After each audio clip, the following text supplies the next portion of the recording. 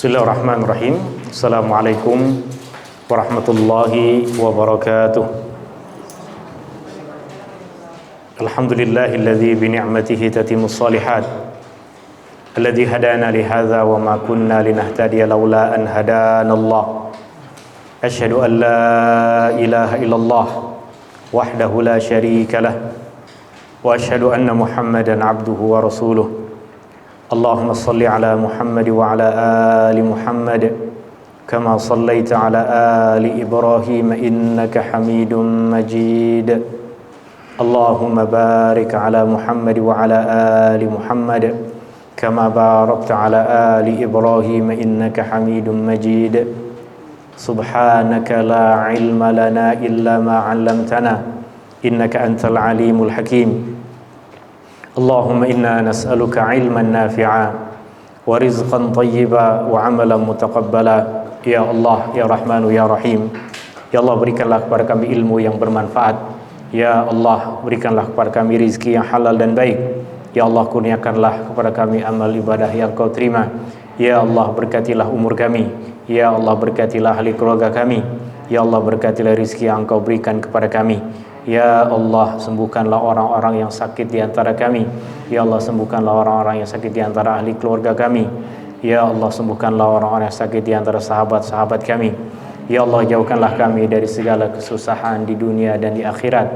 Ya Allah, jauhkanlah kami dari segala kesusahan di dunia dan di akhirat. Ya Allah, jauhkanlah kami dari segala kesusahan di dunia dan di akhirat. Ya Allah, Ya Arhamar Rahimin. Rabbana taqabbal minna innaka antas samiul alim wa tub alaina innaka antat tawwabur rahim. Wa sallallahu ala nabiyyi Muhammadin wa ala alihi wa sahbihi wa baraka wa sallam. Walhamdulillahi rabbil alamin. Petang hari ini insyaallah kita akan mempelajari rukun yang keempat yang disampaikan oleh Al-Imam Al-Qadhi Abi Syuja di dalam kitab Matan Al-Ghayah wa Taqrib, atau yang lebih kita kenal dengan Matan Abi Syuja.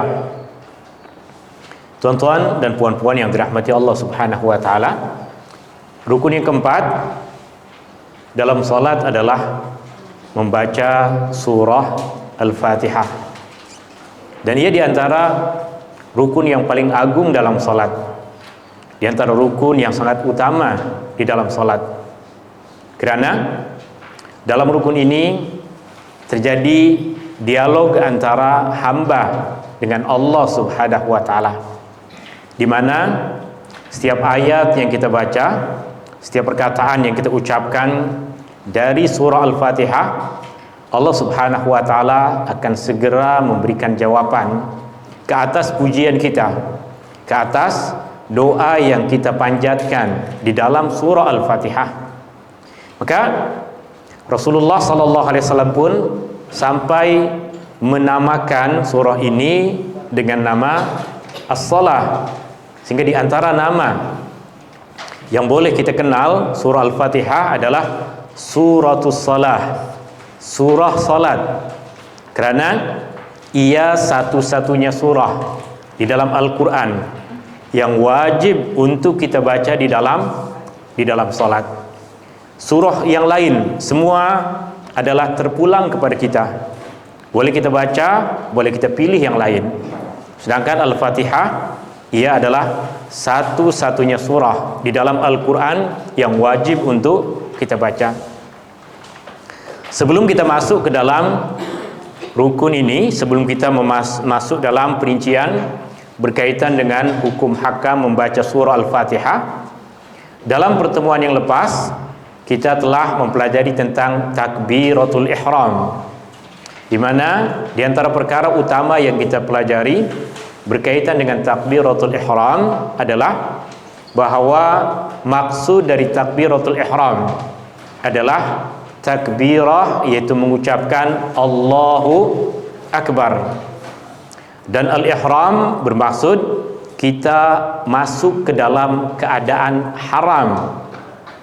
Selepas takbiratul ihram, kita diharamkan untuk mengucapkan kata-kata, untuk melakukan amal perbuatan yang tidak berkaitan dengan salat, yang tidak diperlukan ucapan dan kata-kata serta perbuatan yang tidak kena mengena dengan salat.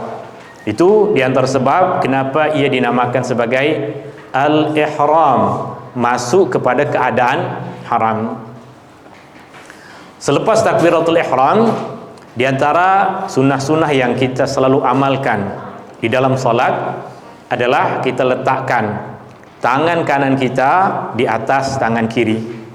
Kita letakkan tangan kanan kita di atas tangan kiri, ataupun tangan kanan kita gunakan untuk memegang tangan kiri kita. Perincian tentang perkara ini tentunya nanti kita akan bahas ketika Al-Qadhi Abi Syuja' memberikan perincian kepada kita tentang sunnah-sunnah di dalam salat. Juga di antara perkara yang kita lakukan selepas takbiratul ihram yang juga masuk dalam perkara-perkara yang disunahkan adalah membaca doa iftitah. Doa iftitah adalah doa yang hukumnya juga sunnah, bukan rukun dalam salat, bukan perkara yang wajib untuk kita lakukan di dalam salat. Ia masuk dalam perkara-perkara yang sunnah. Tentunya perincian tentang perkara ini pun nanti kita akan perincikan ketika Al-Qadhi Abi Syuja' memberikan perincian kepada kita tentang sunnah-sunnah dalam salat. Kita akan masuk ke dalam rukun yang keempat, yaitu membaca surah Al-Fatihah. Dan Al-Qadhi Abi Syuja' menegaskan kepada kita bahwa ketika kita membaca surah Al-Fatihah di dalam salat kita, maka Bismillahirrahmanirrahim tak boleh ditinggalkan. Ini kerana Bismillahirrahmanirrahim adalah bahagian dari surah Al-Fatihah, adalah ayat yang pertama dari surah Al-Fatihah. Bagaimana Al-Imam Asy-Syafi'i dan ulama-ulama dalam mazhab Syafi'i, dan tentunya bukan sahaja mereka, ramai ulama-ulama yang lain yang juga berpandangan bahwa Bismillahirrahmanirrahim adalah ayat yang pertama dari surah Al-Fatihah yang wajib untuk kita baca di dalam solat ketika kita membaca surah Al-Fatihah. Al-Imam An-Nawawi dalam kitab Khulasatul Ahkam, yang ringkasannya saya dah kongsikan kepada tuan-tuan dan puan-puan dalam nota petang hari ini, beliau sampaikan kepada kita bahwa dalil utama yang digunakan oleh para ulama dalam mazhab Syafi'i untuk menegaskan bahwa Bismillahirrahmanirrahim adalah ayat yang pertama dalam surah Al-Fatihah, dalil utama ataupun dalil yang paling kuat berkaitan dengan hukum hakam ini adalah kesepakatan para sahabat Nabi SAW untuk menuliskan Bismillahirrahmanirrahim di dalam mushaf Al-Quran, dalam surah Al-Fatihah, dengan tulisan yang sama, tanpa membezakan antara Bismillahirrahmanirrahim dengan ayat-ayat selepasnya.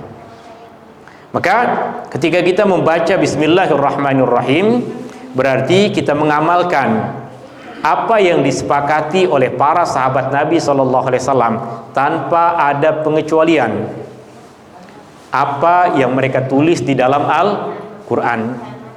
Bahkan dahulu para sahabat Nabi SAW mereka bersepakat untuk Al-Quran yang akan dijadikan sebagai panduan dan pegangan umat Islam secara umum, tak boleh ada tambahan apapun. Al-Quran yang ditulis pada masa Rasulullah, pada masa para sahabat Nabi SAW, Al-Quran yang ditulis untuk kegunaan orang ramai, tidak boleh padanya ada tambahan apapun selain dari firman Allah, selain dari ayat-ayat Al-Quran. Ini tentunya berbeza dengan mushaf Al-Quran yang ada pada kita sekarang. Mushaf Al-Quran yang ada pada kita sekarang banyak kata-kata tambahan yang ditulis oleh manusia. Tapi Karena sekarang kita dah boleh bezakan mana ayat Al-Quran, mana yang bukan ayat Al-Quran, maka kekeliruan tidak akan terjadi. Sedangkan pada masa para sahabat Nabi SAW, kekhawatiran akan kekeliruan ayat-ayat Al-Quran membuat mereka bersepakat untuk tidak menambahkan apapun perkataan di dalam mushaf Al-Quran. Yang ada di dalam mushaf Al-Quran hanya firman Allah Subhanahu wa ta'ala. Maka keterangan-keterangan yang ada di dalam Al-Quran ini mula ditambahkan oleh para ulama jauh selepas masa para sahabat Nabi Sallallahu Alaihi Wasallam. Pada masa sahabat, ayat pertama yang ditulis di dalam Al-Quran adalah Bismillahirrahmanirrahim, kemudian Alhamdulillahirabbil alamin, tanpa ada titik, tanpa ada koma, tanpa ada nambah ayat. Itu Al-Quran yang ditulis pada masa para sahabat Nabi Sallallahu Alaihi Wasallam. Ini adalah dalil utama yang dikemukakan oleh para ulama dalam mazhab Syafi'i untuk menegaskan kepada kita bahwa jika kita membaca surah Al-Fatihah, mulakanlah seperti surah Al-Fatihah yang ditulis oleh para sahabat Nabi Sallallahu Alaihi Wasallam, dan mereka menulis surah Al-Fatihah dimulakan dengan Bismillahirrahmanirrahim.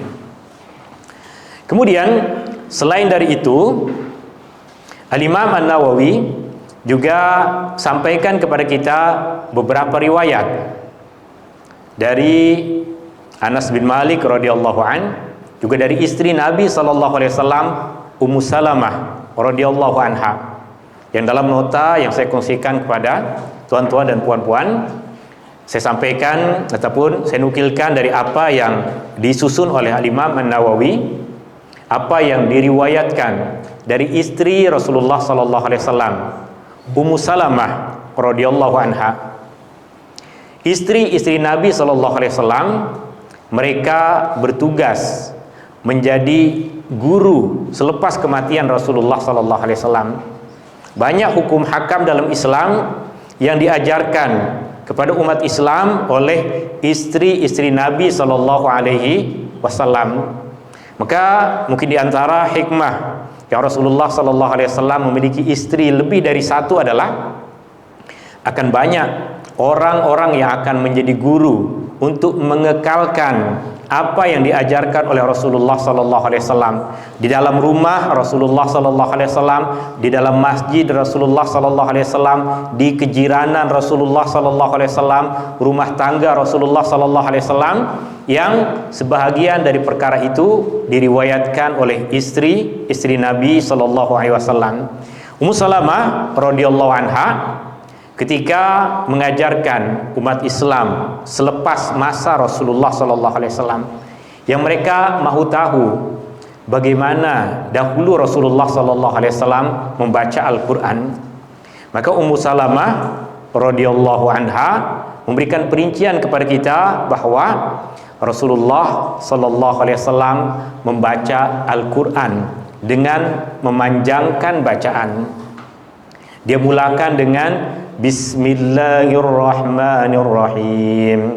Bahkan dalam riwayat pertama yang saya kongsikan kepada tuan-tuan dan puan-puan, Ummu Salamah mengatakan Rasulullah sallallahu alaihi wasallam membacanya di dalam salat.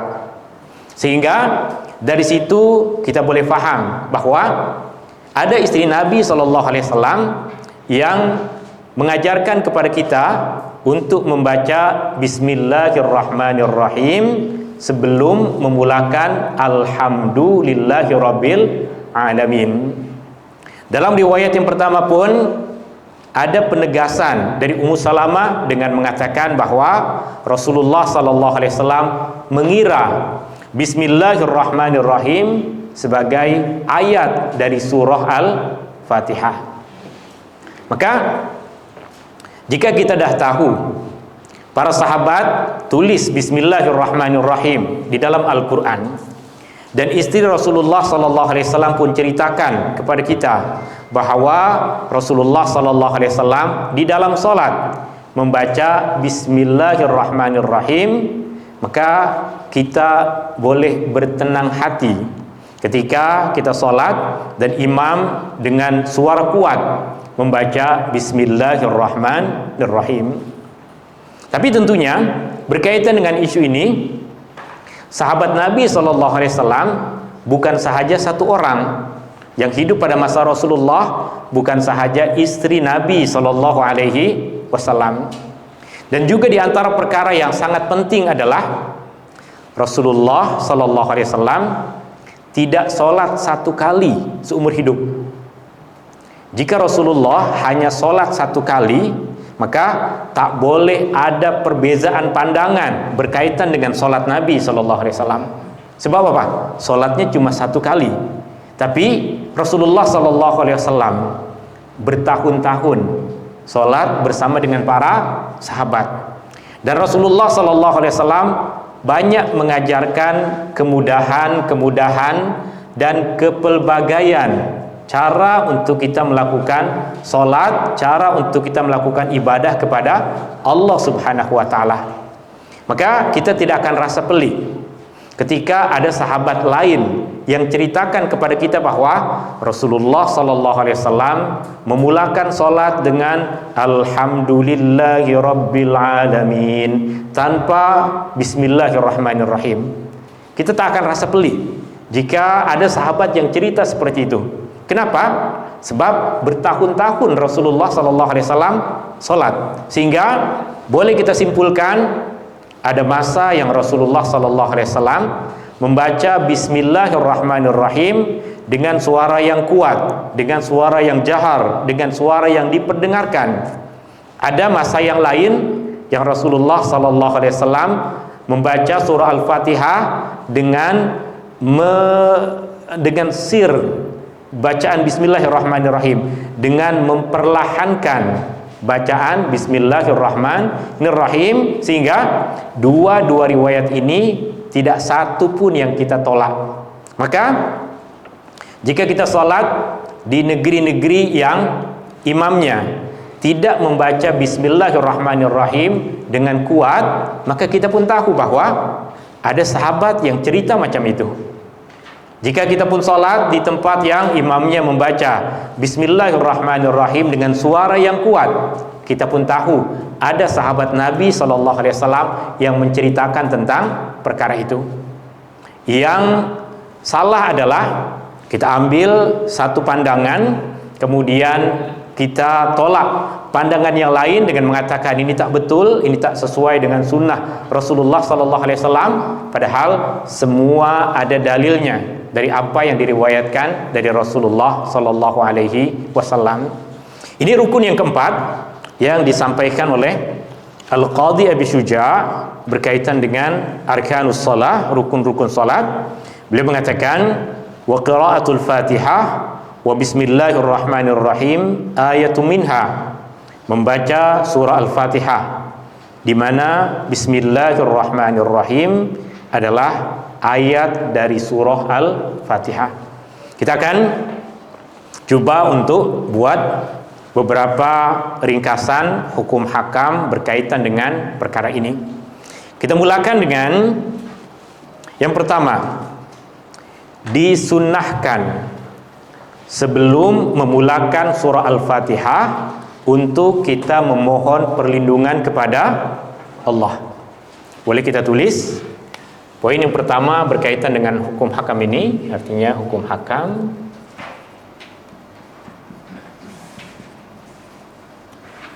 Hukum hakam yang pertama, disunahkan isti'azah sebelum membaca surah Al-Fatihah.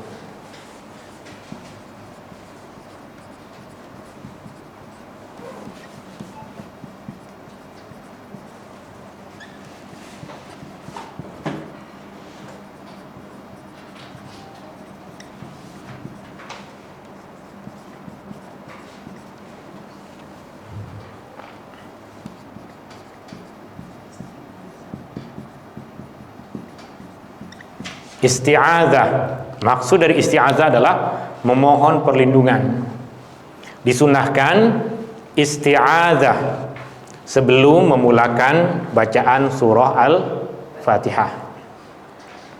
Bagaimana kita mengucapkan isti'adzah? Ada banyak cara. Banyak cara.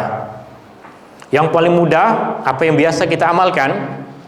A'udzu billahi minasyaitonir rajim. Itu lafaz isti'adzah yang paling mudah, yang bunyi dia bersesuaian dengan apa yang Allah perintahkan di dalam Al-Qur'an. Idza qara'tal Qur'ana fasta'idz billahi minasyaitonir rajim. Disunahkan isti'adzah. Abu Hurairah radhiyallahu an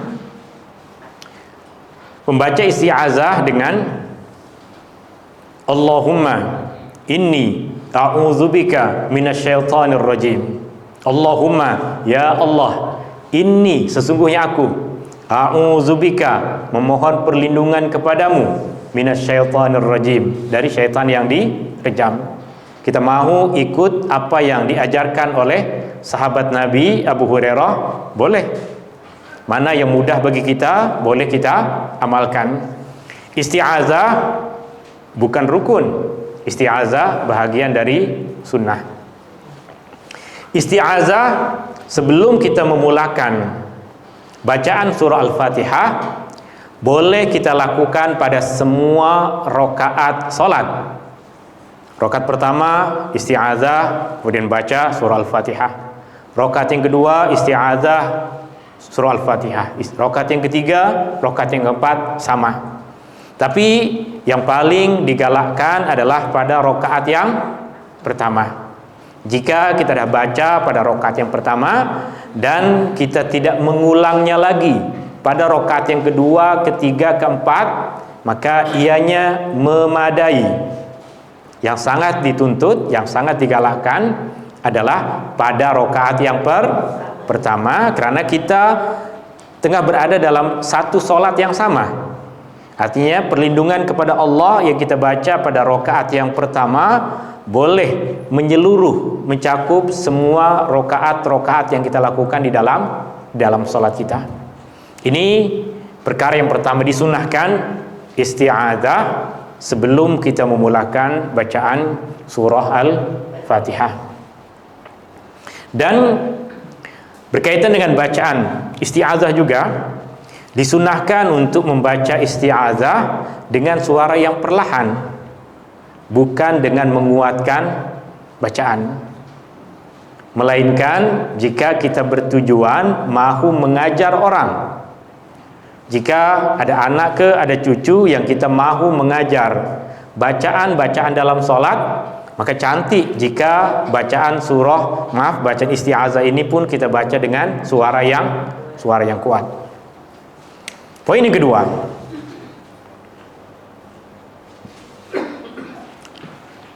wajib membaca surah Al-Fatihah pada semua rakaat salat.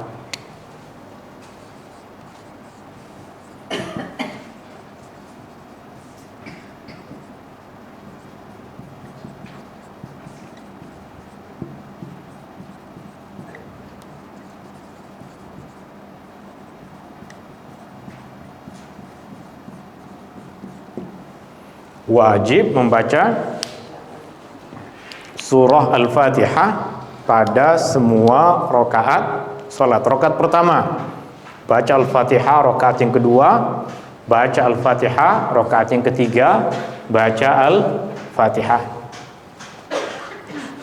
Berkaitan dengan poin yang kedua ini, ada pengecualian. Kita tulis kecuali.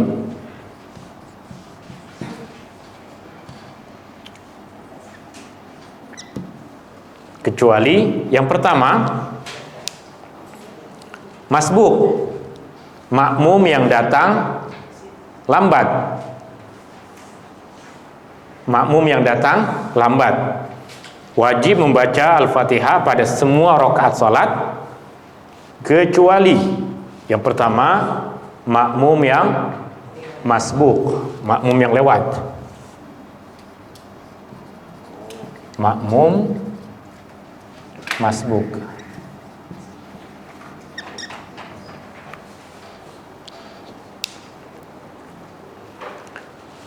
Makmum datang, imam dah sampai pada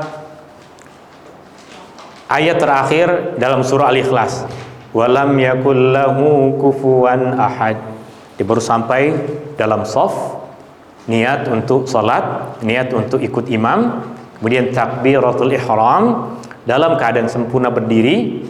Imam ruku, dia terus ikut ruku. Adakah makmum tadi baca surah Al-Fatihah? Tidak. Adakah makmum mendengar bacaan imam surah Al-Fatihah? Tidak. Tak dengar. Datang lambat. Makmum datang lambat, jadi tak dengar bacaan surah Al-Fatihah. Nama pun dah masbuk. Okey, dia tak ada kesempatan untuk dia membaca surah Al-Fatihah. Maka bacaan dia ditanggung oleh imam, makmum yang masbuk. Adakah makmum yang masbuk ini dikira hanya pada rakaat pertama yang ada pengecualian ini? Khususnya tentunya pada rakaat pertama bagi masbuk itu. Tapi terkadang sebagian dari imam dia membaca dengan bacaan yang sedikit laju, makmum pula bacaan lambat, pergerakan pun lambat. Imam bangkit dari sujud laju, makmum bangkit dari sujud lambat. Imam membaca surah Al-Fatihah, Bismillahirrahmanirrahim, Alhamdulillahirabbil alamin, Arrahmanirrahim, Maliki yaumiddin, Iyyaka na'budu wa iyyaka nasta'in, ihdinas siratal mustaqim, laju. Imam baca surah Al-Fatihah laju. Makmum tadi yang bergerak nih, belakang dia sakit, bergerak lambat. Sampai di atas, ghairil maghdubi alaihim waladdallin, amin, Allahu akbar. Dia baru berdiri, baru nak ambil nafas untuk membaca surah Al-Fatihah, imam dah ruku. Apa yang dia kena lakukan? Ruku ikut imam. Itu rakaat kedua, ketiga, keempat, dia buat macam itu. Kenapa? Sebab ada uzur. Itu yang disampaikan oleh Al-Imam An-Nawawi berkaitan dengan makmum yang ada uzur macam itu. Contoh keadaannya karena makmum sakit, dia tak boleh bergerak dengan laju, atau memang dah umurnya yang sudah tak laju macam dulu lagi, engine-nya dah tak kuat, artinya dia bergerak dengan pergerakan yang perlahan. Dia lambat bergerak, dia perlahan bergerak, berdiri je imam dah ayat yang terakhir dari surah Al-Fatihah, ghairil maghdubi alaihim wala, dia baru ambil nafas. Baru nak ambil nafas, imam dah ruku, maka dia ikut ruku bersama dengan imam. Atau dia baru sempat membaca 1-2 ayat, Bismillahirrahmanirrahim, baru 2 ayat, baru habis 2 ayat, imam dah ruku, maka dia akan ikut ruku bersama dengan imam. Itu juga bacaan dia ditanggung oleh imam. Makmum yang masbuk sama ada, selalunya yang terjadi pada kita adalah rakaat pertama makmum, sebab itu yang dia datang lambat. Rakaat yang kedua dia boleh kejar, rakaat yang ketiga lagi, rakaat yang keempat lagi. Tapi sebenarnya ada keadaan yang makmum ma'zur, makmum ada uzur, makmum dimaafkan. Tapi maaf, bukan sengaja buat lambat. Bukan ada uzur, itu sengaja. Yang sengaja buat lambat itu lain lagi. Sengaja buat lambat tak boleh dalam solat berjamaah. Sengaja buat lambat tidak boleh dalam solat berjamaah. Bahkan nanti kita akan pelajari di antara perkara-perkara yang membatalkan solat adalah sengaja melambatkan diri dari pergerakan imam tanpa ada uzur sehingga beberapa rukun yang panjang tertinggal. Itu nanti kita akan perincikan. Ini berkaitan dengan makmum yang masbuk. Ada apa-apa soalan berkaitan dengan ini, Kak? Kalau imam terlalu laju nanti kita lupa. Itu yang tadi kita sebutkan. Artinya kita makzur sebab imam memang terlalu laju. Ya, imam tak terlalu laju dan kita tak boleh layan pergerakan dia, tapi maaf, selagi kelajuan imam tetap pada had yang dia tumakninah. Laju tanpa tumakninah, solat imam tidak sah, maka kita pun akan mufaraqah. Allahu akbar, sami Allahu liman hamidah, Allahu akbar, Allahu akbar, Allahu akbar, Allahu akbar. Bismillahirrahmanirrahim, alhamdulillahirabbil alamin. Itu jangan ikut solat dengan dia. Solat dia tak betul. Itu tarawih di mana tahu berlakon tarawih itu. Ya, jika laju macam itu, nah kita tak layan. Siapapun di antara kita yang solat biasa memang tak boleh kejar keadaan seperti itu. Tapi kalau imam laju masih dalam had tumakninah, artinya ruku pun dia masih baca zikir, i'tidal dia masih baca zikir, sujud dia masih baca zikir, cuma kerana kitanya yang bacaan lambat, pergerakan pun tak laju.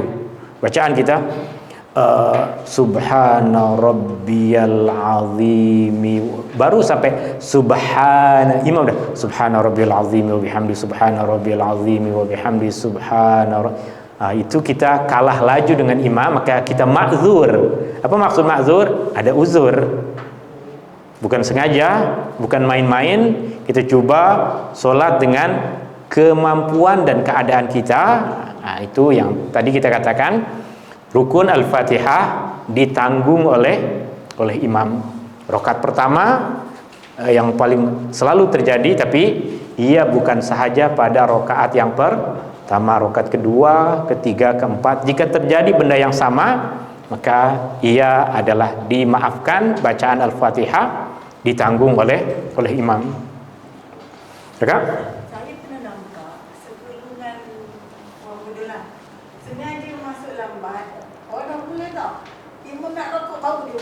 Ya, betul, sembah-sembah luar. Oke, artinya ada terkadang yang sengaja buat lambat. Imam tengah baca surah, dia masih sibuk, masih baca WhatsApp lagi, jawab WhatsApp lagi. Baru imam ketika ruku, baru dia Allahu Akbar, terus ruku. Ya, solat dia sah, solat dia sah. Bacaan Al-Fatihah dia ditanggung oleh imam. Sebab permulaan solat dikira dengan takbiratul ihram. Pasal kelalaian dia, pasal dia yang datang ke solat dalam keadaan lalai, pasal dia disibukkan dengan benda-benda yang lain, itu ditulis oleh malaikat dengan tulisan yang lain. Rasulullah SAW bersabda dalam hadis yang pernah kita kongsikan, apabila kamu mendengar iqamah, maka datanglah menuju solat dalam keadaan kita tenang, dalam keadaan kita berwibawa. Rasulullah suruh kita untuk segera. Jika kita main-main, maka itu perkara yang catatannya di sisi malaikat berbeza dengan orang yang memang tanpa sengaja dia lambat. Oke. Yang kedua, yang ada pengecualian, tentunya ini tak ada pada kita.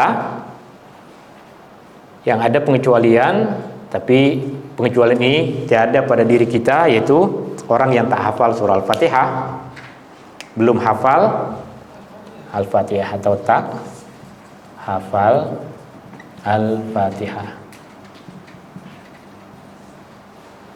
baru masuk Islam, tak hafal Al-Fatihah, baguslah.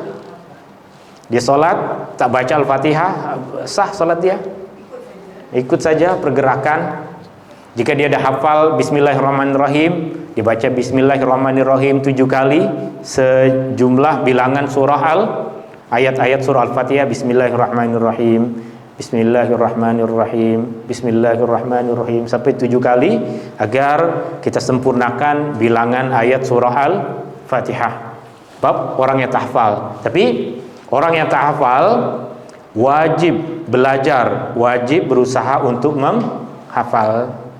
Jika selepas beberapa usaha dia tak lagi hafal, Al-Imam Al-Ghazali menyampaikan dia wajib baca tulisan.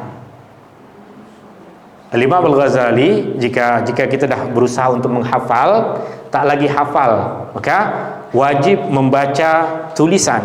So, dia letakkan tulisan surah Al-Fatihah di hadapannya dan baca. Tapi dia tak boleh baca tulisan Arab. Tak apa. Untuk keadaan darurat macam itu, dia tulis dengan Rumi ke, untuk dia boleh membaca surah Al-Fatihah. Al-Quran tak boleh ditulis dengan Rumi bagi orang secara umum, tapi nak buat apa orang tengah baru dekatkan diri kepada Islam dan mahu belajar, maka itu salah satu usaha yang dia lakukan. Wajib berusaha untuk menghafal surah Al-Fatihah. Kemudian berkaitan dengan hukum hakam surah Al-Fatihah yang ketiga, wajib dibaca dalam semua solat. Solat fardu ke, solat tak fardu, solat jenazah, solat hari raya, solat istisqa, wajib membaca surah Al-Fatihah. Wajib dibaca dalam semua solat.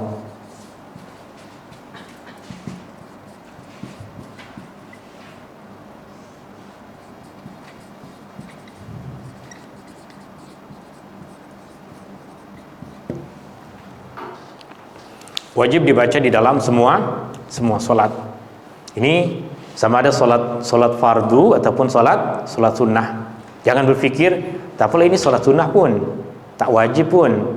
Maka jika tak wajib, dia rasa tak wajib untuk buat apa yang menjadi rukun dalam solat, itu salah. Solat meskipun ia adalah solat sunnah, wajib untuk membaca surah Al-Fatihah, termasuk di dalamnya solat jenazah. Termasuk di dalamnya solat jenazah, karena ia adalah solat yang dimulakan dengan takbiratul ihram dan diakhiri dengan salam. Rasulullah sallallahu alaihi wasallam bersabda, la salata liman lam yaqra bi Fatihatil kitab. Dan sahabat Nabi sallallahu alaihi wasallam Abdullah bin Abbas ajarkan kita untuk solat jenazah dengan membaca surah Al-Fatihah.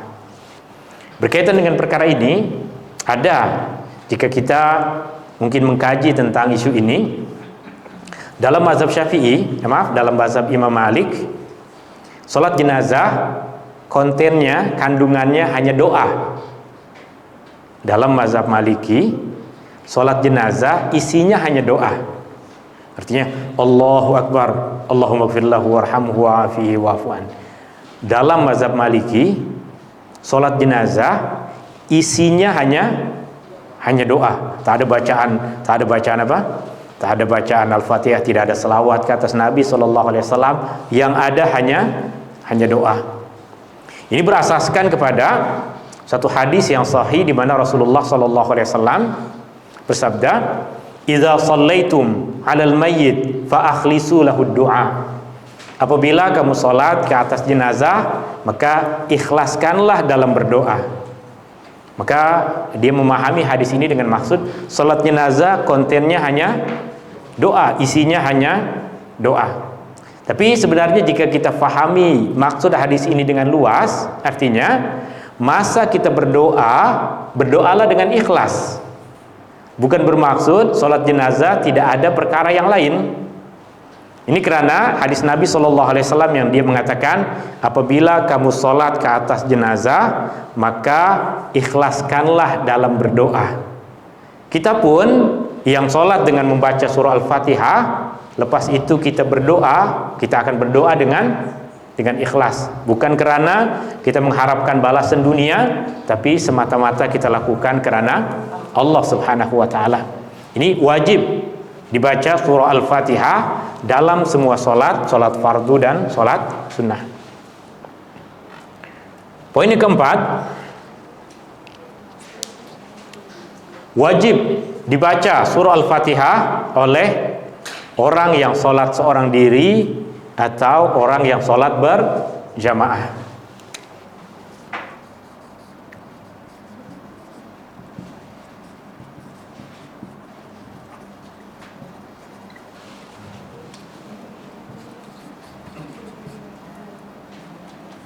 Salat seorang diri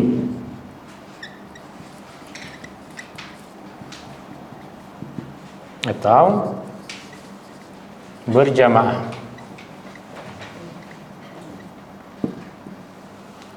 wajib dibaca oleh orang yang sholat seorang diri atau berjamaah, sama ada imam atau makmum.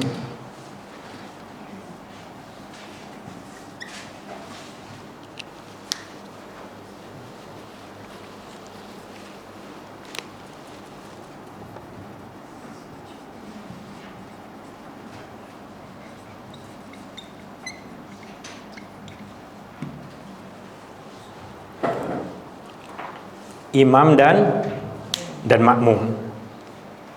Ini berasaskan juga kepada hadis sahih yang dikongsikan oleh Imam An-Nawawi di dalam kitab Khulasatul Ahkam. Beliau menyampaikan bahwa suatu hari Rasulullah SAW memimpin sholat.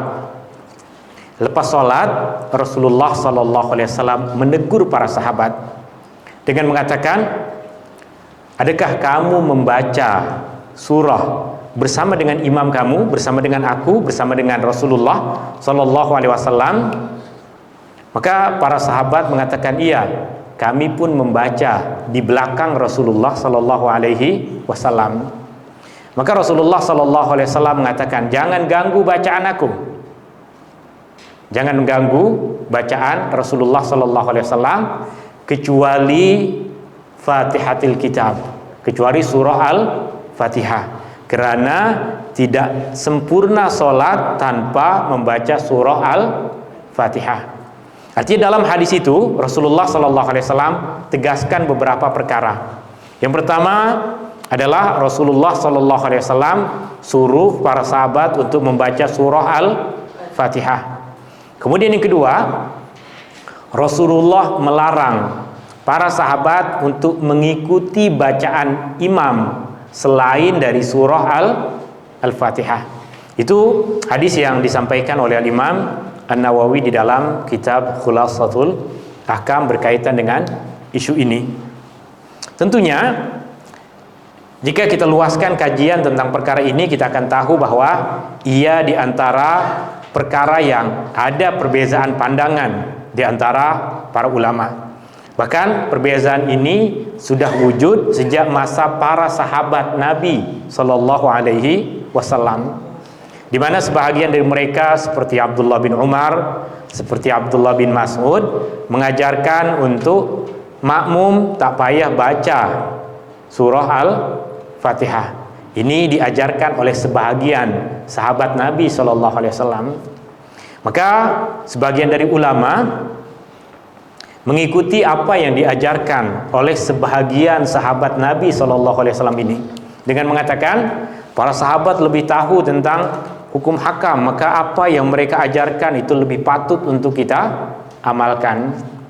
Tapi ada sahabat yang lain justru menyuruh makmum untuk membaca surah Al-Fatihah, seperti yang diriwayatkan oleh Imam Muslim dari Abu Hurairah radhiyallahu anhu.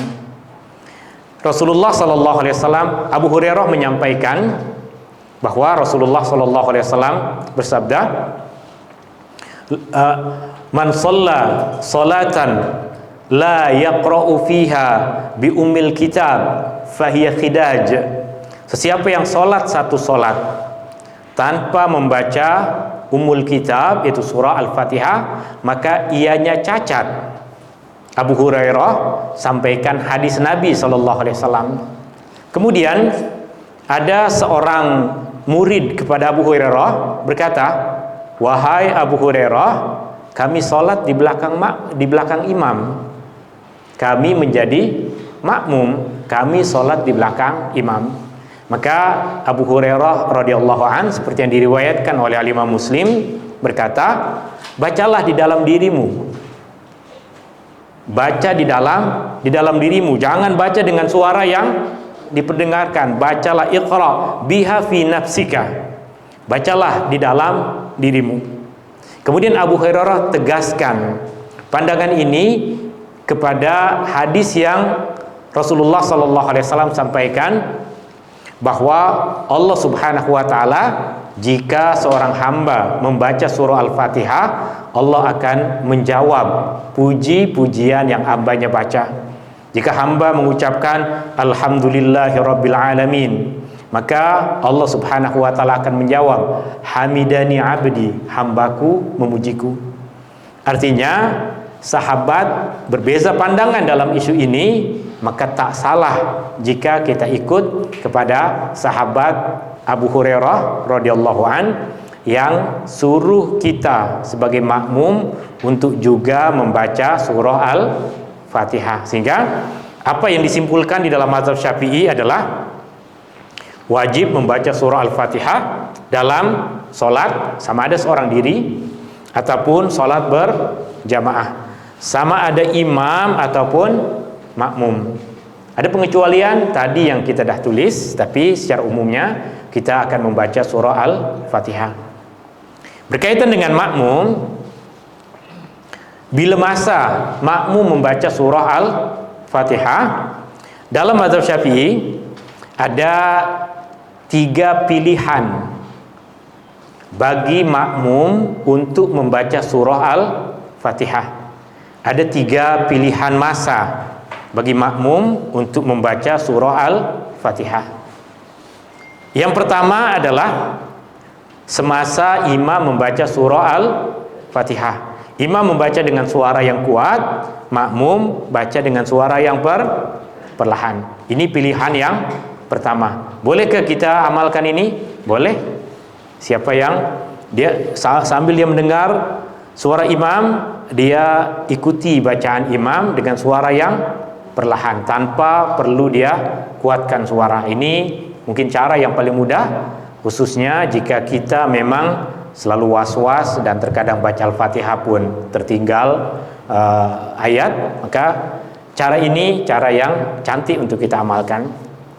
Cara yang kedua adalah selepas imam membaca surah Al-Fatihah, selepas kita mengucapkan amin, sebahagian dari imam akan ambil nafas selepas membaca surah Al-Fatihah. Sebagian dari imam, masa dia bernafas, dia akan berfikir, nak baca surah apa nih selepas Al-Fatihah. Masa imam ambil nafas itulah, masa imam tengah berfikir itulah makmum membaca surah Al-Fatihah. Terkadang cukup panjang tempo masa yang imam berfikir selepas dia membaca surah Al-Fatihah. Itu boleh kita jadikan sebagai masa untuk kita membaca surah Al-Fatihah.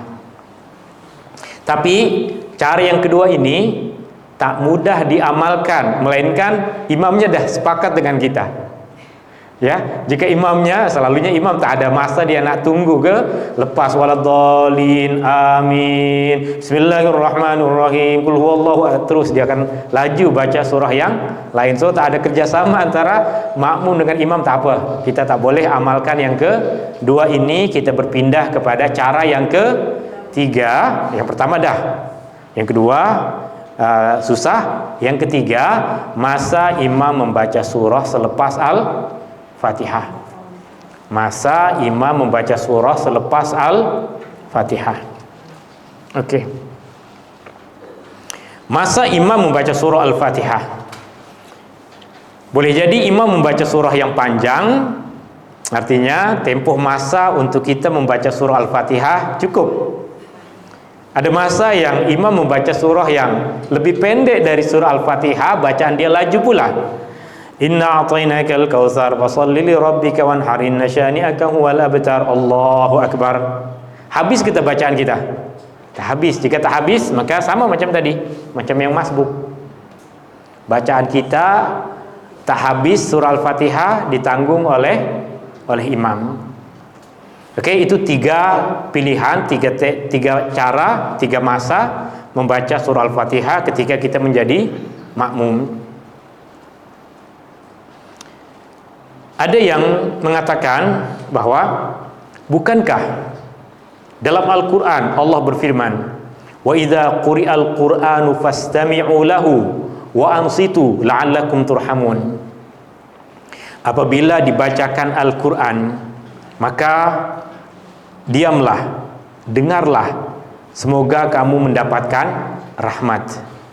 Maka berasaskan kepada ayat Al-Quran ini, Banyak yang mengajarkan kepada kita bahwa jangan baca Al-Quran, jangan baca Al-Fatihah semasa imam membaca surah, sebab kita telah bersalahan dengan ayat Al-Quran. Tentu jawabannya dalam isu ini adalah mudah.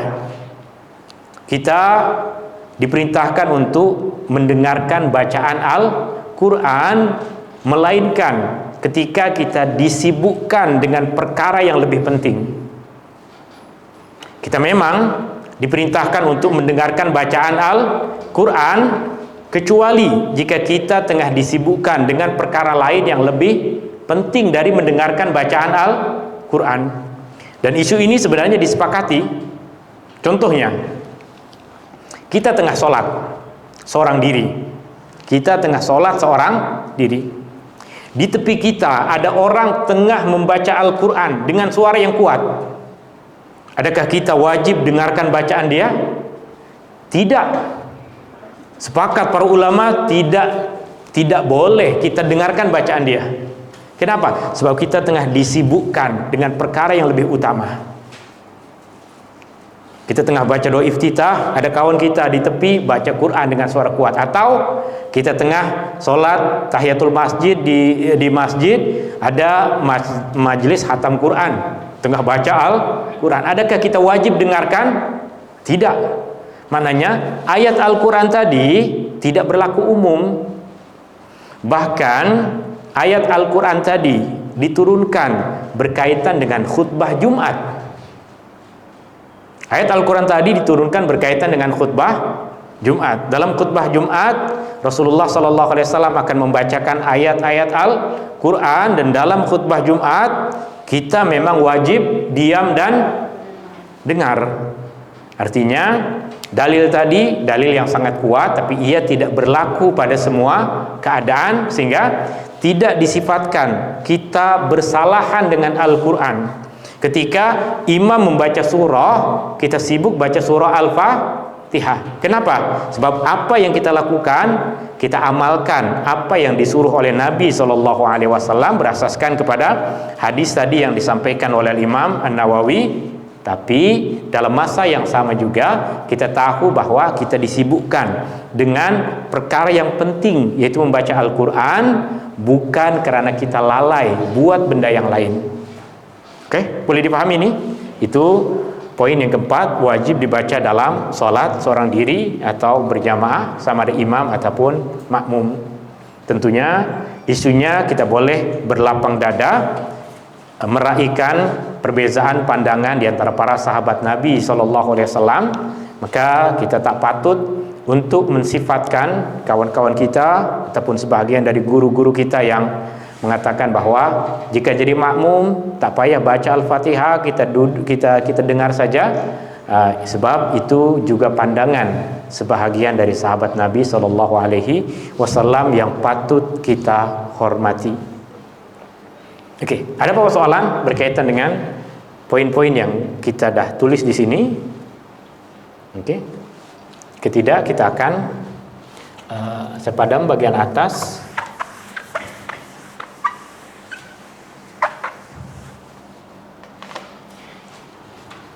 Yang kelima, ini penting, kita wajib baca Al-Fatihah dengan bacaan yang betul. Wajib baca surah Al-Fatihah dengan bacaan yang betul. Bukan saya Bismillahirrahmanirrahim, Alhamdulillahirabbil alamin, arrahmanirrahim, maliki yaumiddin, ya kan bukan macam itu, bukan berkumur-kumur, tapi baca surah Al-Fatihah dengan betul. Yang kelima, wajib membaca dengan bacaan yang betul. Bacaan yang betul artinya kita wajib belajar. Satu-satunya surah dalam Al-Quran yang kita wajib belajar dengan betul adalah surah Al-Fatihah. Sebagian dari manusia, ya bukan dari sebagai manusia, kita semua ada kekurangan. Ada kekurangan yang berbeza, kekurangannya satu dengan yang lain. Ada yang tak boleh cakap huruf R. Bismillahirrahmanirrahim.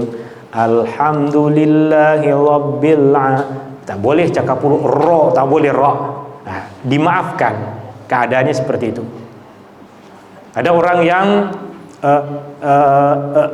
bismillah ya. Selalu keadaan seperti itu dimaafkan. Orang-orang yang seperti itu dimaafkan sebab dia dah berusaha, dia dah belajar, itu ujian dari Allah Subhanahu wa taala. Ada sebagian lagi sama macam kita belajar, selalu belajar tapi diuji oleh guru lagi, ada lagi yang silap. Diuji lagi, ada lagi yang salah, tapi kita terus belajar. Selagi kita tahu bahwa kita wajib baca surah Al-Fatihah dengan betul, selagi masih ada keinginan di dalam diri kita untuk memperbaiki diri, maka selagi itulah insya Allah kita akan dimaafkan oleh Allah Subhanahu wa ta'ala. Tapi jika kita dah rasa pandai tapi bacaan tak betul, itu yang kita kena hati-hati.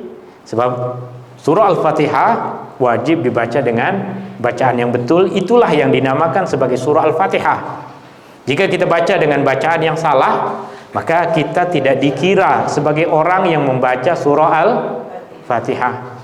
Alhamdulillahi rabbil alamin. Iya, orang dengar macam kita baca Al-Fatihah, padahal salah, tak betul. Jika kita sengaja baca seperti itu atau tahu bahwa kita tak pandai membaca Al-Fatihah dan rasa selesa, tak ingin memperbaiki diri, tak mahu belajar, maka takut-takut kita ditolak solatnya. Sebab solat mesti membaca surah Al-Fatihah. Tapi alhamdulillah kita kelas mengaji, kita datang, tadarus kita datang, dengar ceramah tentang tafsir, kita datang tentang tajwid, kita belajar, tapi suara memang tak berapa cantik, nafas tak berapa panjang, kemudian huruf-huruf pun makhrajnya, mulut tak berapa macam orang Arab, tak apa.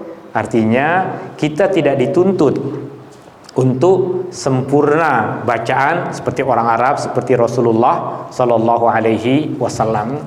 Bahkan Al-Imam Ibnu Qudamah diceritakan kepada kita bahwa sahabat Nabi sallallahu alaihi wasallam Bilal bin Rabah radhiyallahu an. Bilal bin Rabah bukan keturunan orang Arab. Suara dia cantik. Suara dia cantik, dia tukang azan Rasulullah sallallahu alaihi wasallam. Tapi orang mensifatkan dia mengucapkan huruf tak sama macam orang Arab. Sebab memang bukan orang Arab. Artinya lisan kita, lidah bukan Arab. Tak mengapa kita mengaji tidak sama seperti lidah orang Arab. Kita dengar orang Arab cakap ainnya pun ain betul-betul ain dari sini. Ya, kita nak cakap macam itu susah. Itu yang dinamakan apa yang kita mampu kita lakukan, apa yang kita dah usahakan, itu yang dinilai oleh Allah Subhanahu wa taala. Ada soalan. Kalau misalnya tahu sahabat kita tu baca dia tak betul, kita pun dosa kalau dia tak tegur agama. Okey, jika kita dengar ada kawan kita ke bacaan tak betul, adakah kita wajib untuk menegur? Kita kena tahu keadaan. Tak semua orang ketika ditegur dia mudah untuk terima.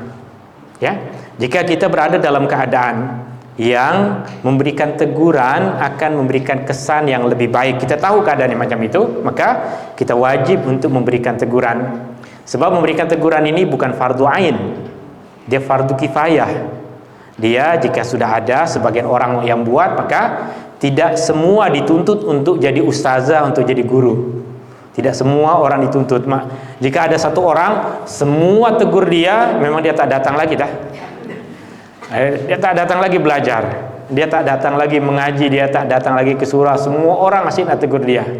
Tapi jika kita nampak dah ada kawan kita berbisik kepada dia, dah cukup, dah memadai, dia pun akan semangat untuk belajar dan memperbaiki dirinya. Menegur orang, memberikan nasihat, ya bukan fardu ain.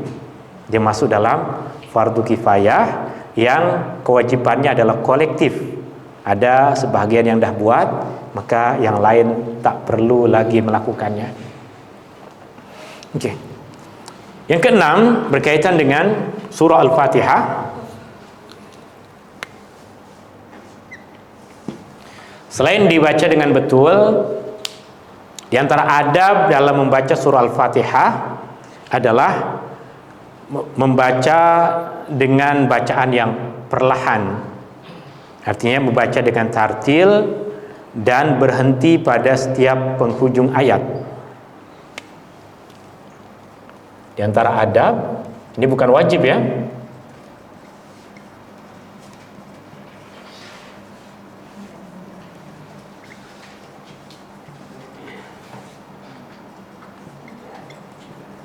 Baca perlahan atau dengan tartil. Tartil maksudnya baca perlahan, tidak terlalu laju, tidak terlalu lambat. Baca dengan makhraj yang betul, hukum hakam tajwid yang betul. Baca dengan tartil dan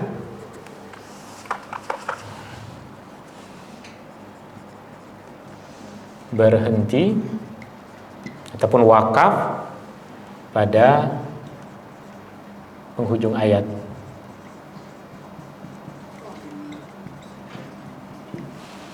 Artinya boleh jika kita baca sambung beberapa ayat. Bismillahirrahmanirrahim. Alhamdulillahirabbil alamin arrahman.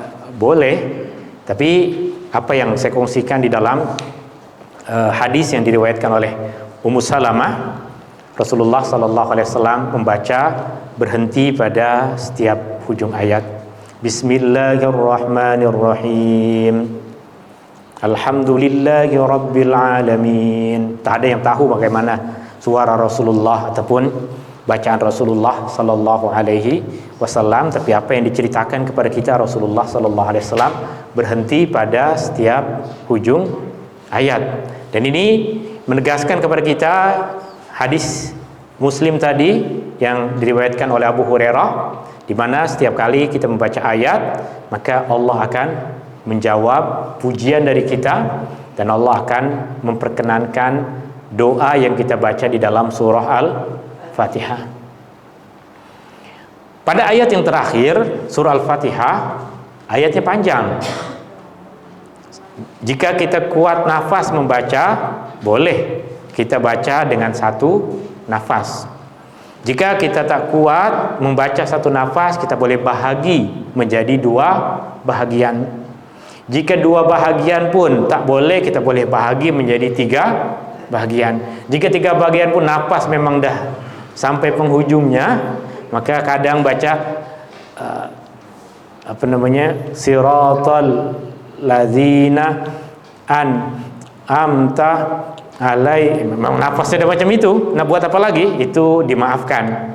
Tapi orang yang nafasnya panjang, baca ayat yang terakhir dengan satu nafas. Yang tak kuat, tak panjang nafasnya macam saya akan bahagi menjadi dua.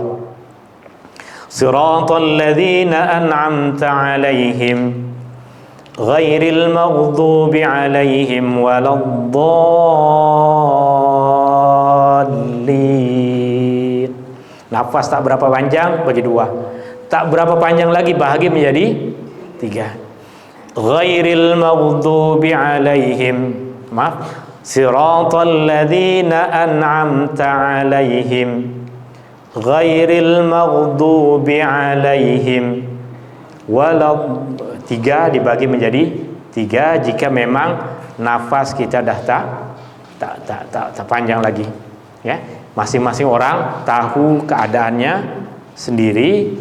Jika kuat, baca seperti apa yang diriwayatkan dari Nabi SAW.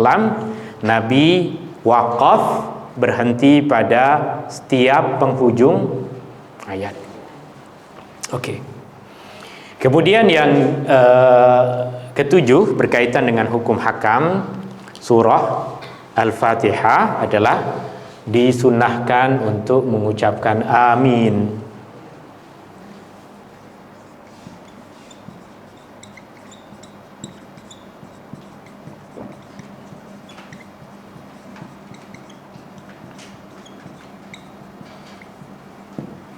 Amin. A panjang, min panjang, mad arid li sukun. Amin. Amin bermaksud kabulkanlah. Ia adalah doa yang dipanjatkan oleh nabi-nabi terdahulu. Artinya ia bukan satu doa yang diajarkan oleh Rasulullah sallallahu alaihi wasallam sahaja, tapi ia doa yang diajarkan juga oleh nabi-nabi terdahulu. Maka hakikatnya umat-umat nabi terdahulu pun akan mengucapkan amin selepas berdoa.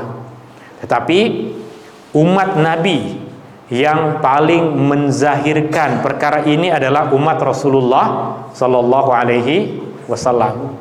Tengok di Masjidil Haram berapa ribu manusia yang akan mengucapkan amin, dan itu hanya kita jumpai pada umat Rasulullah sallallahu alaihi wasallam. Dalam satu tempoh masa ribuan manusia mengucapkan amin selepas membaca surah Al-Fatihah. Kata Rasulullah sallallahu alaihi wasallam sampai artinya ada kedengkian pada orang-orang Yahudi kepada umat Rasulullah sallallahu alaihi wasallam, di antaranya adalah ucapan amin. Sebab ucapan amin di antara ucapan yang juga diamalkan oleh mereka. Tapi yang paling menzahirkan perkara ini, yang paling kuat mengamalkannya adalah umat Rasulullah sallallahu alaihi wasallam. Rasulullah sampai mengatakan, "Man wafaqa ta'minuhu ta'minal malaikah, ghufira lahu ma taqaddama min dzambi." Siapa yang bacaan amin dia bersamaan dengan bacaan amin para malaikat, maka Allah akan memberikan ampunan ke atas dosa-dosanya. Maka boleh jadi di akhirat nanti kita yang rasa bahwa dulu di dunia banyak buat dosa, kenapa dosa diampuni oleh Allah? Boleh jadi satu penyebabnya adalah kita sholat berjamaah, kemudian imam membaca surah Al-Fatihah dan kita ucapkan amin, yang bacaan amin kita bersamaan dengan ucapan amin para malaikat, maka Allah ampuni dosa kita. Banyak jalan yang Allah berikan kepada kita untuk Allah subhanahu wa ta'ala ampunkan dosa-dosa kita. Ada cara yang zahir, yaitu kita beristighfar, bertaubat, minta ampun kepada Allah. Ada cara-cara yang tersembunyi, yang kita tak rasa pun kita minta ampun kepada Allah, tapi Allah berikan ampunan ke atas dosa-dosa kita ini. Di antara perincian yang berkaitan dengan hukum hakam surah Al-Fatihah, dimulakan dengan perkara yang sunnah, yaitu membaca a'udzubillahi minasyaitonirrajim, dan juga ditutup dengan perkara yang sunnah, yaitu mengucapkan amin. Wallahu taala a'la wa alam. Ya kan? Ada soalan?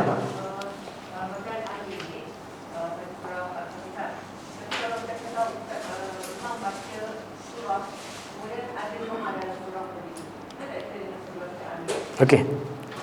Jika imam membaca surah, di dalam surah tersebut imam ada membaca doa, bolehkah kita mengucapkan amin? Dalam solat kita boleh mengucapkan amin. Boleh. Boleh imam membaca satu surah yang di dalamnya ada bacaan doa, kemudian kita mengucapkan amin, dan ianya tidak membatalkan salat, sebab ia bahagian dari doa yang boleh kita baca. Tapi perkara seperti ini di antara perkara yang boleh menimbulkan fitnah, khususnya bagi orang-orang yang tak faham. Kenapa tak faham? Sebab hukum asal dalam solat, jika kita membaca ayat-ayat yang di dalamnya menyebutkan tentang rahmat Allah, maka kita boleh berdoa, meminta kepada Allah untuk memberikan kepada kita rahmat Allah. Jika kita sampai kepada ayat-ayat yang berbicara tentang azab, maka kita boleh berdoa dengan mengangkat tangan untuk meminta perlindungan kepada Allah dari azab Allah. Boleh dalam solat seperti itu.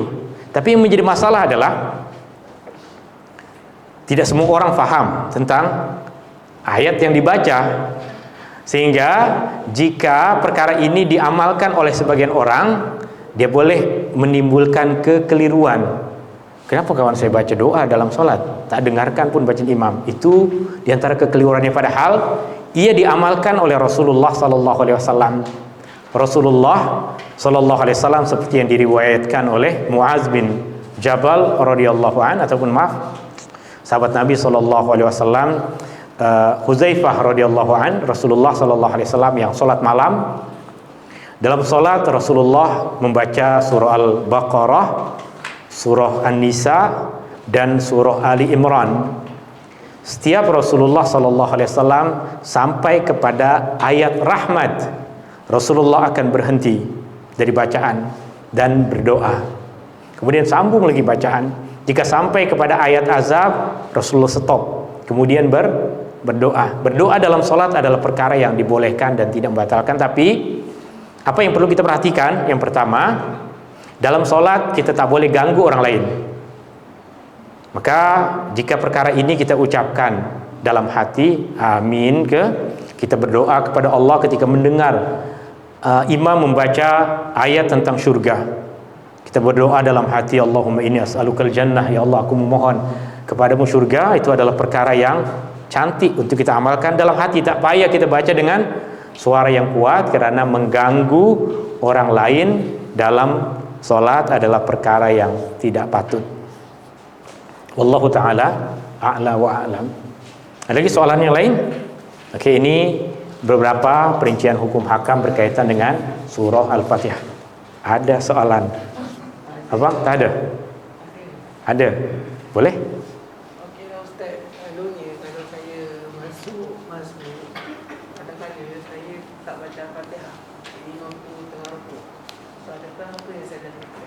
Okey, kita datang lambat, soalannya kita datang lambat, kita dapatkan imam tengah ruku, maka kita segera berada dalam barisan, niat dalam hati untuk solat, niat untuk ikut imam, segera takbiratul ihram dalam keadaan berdiri, kemudian ikut imam ruku. Bacaan Al-Fatihah tadi ditanggung oleh imam, dan solat kita adalah solat yang sah. Okey. Wallahu ta'ala a'la wa a'lam. Hadani Allah wa iyyakum ajma'in.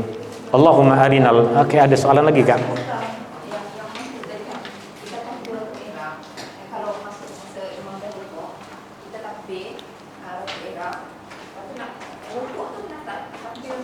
Okey. Jika kita datang lambat dan kita dapatkan imam tengah berada dalam keadaan ruku, maka kita ada dua pilihan. Pilihan yang pertama, memadai kita takbiratul ihram sahaja. Kerana takbiratul ihram rukun dalam solat. Lepas takbiratul ihram, kita ruku tanpa mengucapkan Allahu Akbar. Itu pilihan yang pertama. Dan pilihan yang pertama ini akan meringkaskan kita, sehingga kita dapat pastikan kita boleh ruku bersama dengan imam. Pilihan yang kedua, dua kali takbir. Takbir yang pertama adalah takbiratul ihram, Allahu Akbar. Kemudian diikuti dengan takbir untuk ruku, Allahu Akbar. Dua-dua perkara ini boleh dilakukan. Ya. Wallahu ta'ala a'la wa a'lam. Okey. Ada lagi soalan? Okay, terima kasih. Hadani Allah wa iyyakum ajma'in. Subhanakallahumma wa bihamdika asyhadu an la ilaha illa anta astaghfiruka wa atubu ilaik. Allahumma anfa'na bima 'allamtana wa 'allimna ma yanfa'una wa zidna ilma. Ya Allah, berikanlah manfaat pada ilmu yang Kau ajarkan kepada kami. Ya Allah, berikanlah manfaat pada ilmu yang Kau ajarkan kepada kami. Rabbana atina fid dunya hasanah wa fil akhirati hasanah wa qina adzabannar. Wa sallallahu ala nabiyyi Muhammadin walhamdulillahi rabbil alamin. Syukran. Assalamualaikum warahmatullahi wabarakatuh.